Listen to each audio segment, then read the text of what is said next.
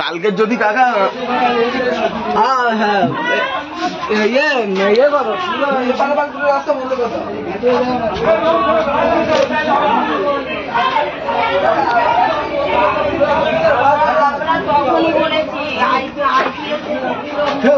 দাঁড়াও দাঁড়াও দেখি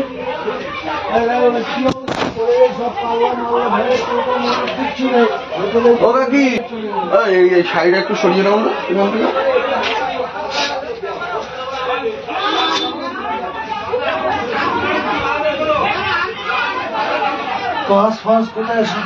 কিছু বলে এই একটা বলে এই একটা অন্যায় কি কাটবে। দাঁড়াও দাঁড়াও হবে দাঁড়াও চাপ নেই তোমার। তোমার বাড়ি হয়েছে তোমার বাড়ি থেকে শুরুটা হয়েছে বুঝলে। কেউ পাল্লা ফাল্লা কিচ্ছু ফ্রিজের ভিতরে কিচ্ছু নেই পুরো ভেঙে ভিতরে টসমস করে ফেলে দিয়েছে।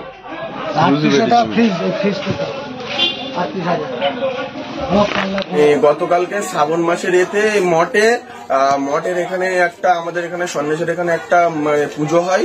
ওই পুজো নিয়ে বিভিন্ন জায়গা থেকে হিন্দুরা আসে এখানে। গতকালকে সন্ধ্যাবেলা থেকে এখানে হিন্দুরা মানে তীর্থযাত্রীরা যাতায়াত করছে পুজো দেওয়ার জন্য। এবারে ওই তীর্থযাত্রীরা এটা হিন্দুদের কোন ধর্মে লেখা আছে আমার জানা নেই, ওরা নিজেদের সাথে একটা করে গাড়ি নিয়ে আসছে। গাড়িতে 4-6টা করে ডিজে বক্স বাঁধা রয়েছে। ফুল ভলিউমে সন্ধ্যাবেলা থেকে আমাদের সীতাকুণ্ড মোড়ের ওখান থেকে আর এই পর্যন্ত ফুল ভলিউমে গান ছেড়ে ছেড়ে আসছে। এবার সীতাকুণ্ড মোড় থেকে এই মঠ পর্যন্ত পুরো মুসলিম এরিয়া। এখানটায় কেউ সন্ধ্যাবেলা থেকে কিছু বলেনি, কারোর অসুবিধাও হয়নি তেমন একটা। কিন্তু রাত 12টার পর থেকে যখন এটা করে, আইনত তো অপরাধ রাত 12টার পরে কোন ধরনের গান বাজনা বাজানো, বিশেষত 90 ডেসিবেলের উপরে। ওরা তো অনেক বেশি জোরে গান বাজনা বাজাচ্ছিল। আর তারপরে যখন আমরা মানা করি, আমি নিজেও তেমাতার কাছে মানা করেছিলাম আমার বাড়ির কাছে, তো তারা প্রথমে গান আসতে দেয়, দিয়ে তারপরে এখানে এসে গানটা জোরে দেয়। জোরে দেওয়ার পরে এখানে এসে যখন কেউ একজন কিছু বলে গান জোরে দেয়, তখন তারা জয় শ্রীরাম বলে এসে তাদের দরজায় ধাক্কা মারে এবং পুরো ঘর বাড়ি ভাঙচুর করে। এদিকে দেখো এই যে ফ্রিজ ভেঙে দিয়েছে, এই ফ্রিজ ভেঙে দিয়েছে, এই চেয়ার, এদিকের এই দরজাটা পুরো ভেঙে দিয়েছে, এদিকের ঘরের এই দরজা ভেঙে দিয়েছে। এখানে একজন থাকতো আর একটা ভাই, আর তারা 2 কাকা ভাইপো।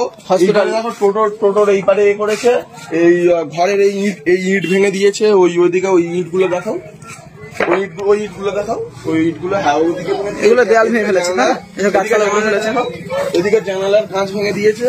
ঠিক আছে, এদিকে জানালার কাঁচ ভেঙে দিয়েছে, তো আপনারা দেখতে পাচ্ছেন। অ্যালবেস্টার ফুটো করে দিয়েছে। আর এই বাথরুম কোমোড বসানো রয়েছে। এই বাথরুমের দরজা পুরো এই টিনের চালে ইঁটে করেছে, পুরোপুরি সব ভেঙে দিয়ে ওইদিকে টিন ভেঙে ফুটো করে দিয়েছে।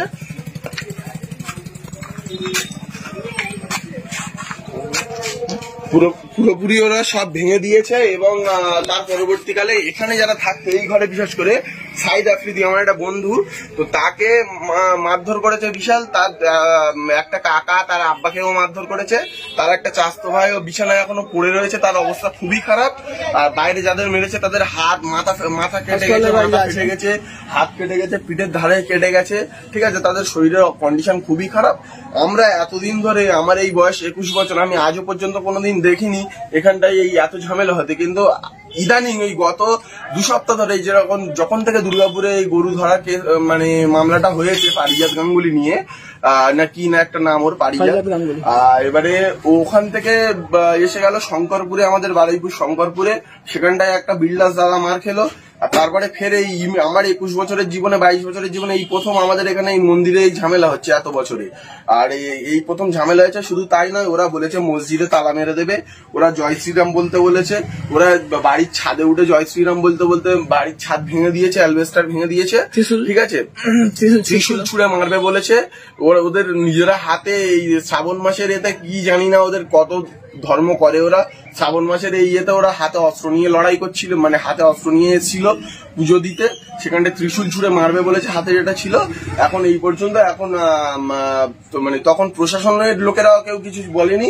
এত বড় পুজো হচ্ছে আমি কোনোদিন দেখিনি, প্রশাসনের লোকেরা মানে আসেনি কেউ। কিন্তু গতকালকে একটাও প্রশাসনের লোক ছিল না, একটাও পুলিশ সিভিক ভলেন্টিয়ার কেউ ছিল না এখানে। সেই সুযোগটা নিয়ে ওরা মারধর করেছে। এখন প্রশাসনের লোক এসে আমাদেরকে আটকাচ্ছে, আমাদেরকে এখন বলছে চুপ করে থাকতে। ঠিক আছে, এটা থেকে আপনারা ভাবুন এখন আমাদের কি কর্তব্য, আমরা কি করব, সেটা এখন আপনারা সিদ্ধান্ত নিন। ঠিকানাটা?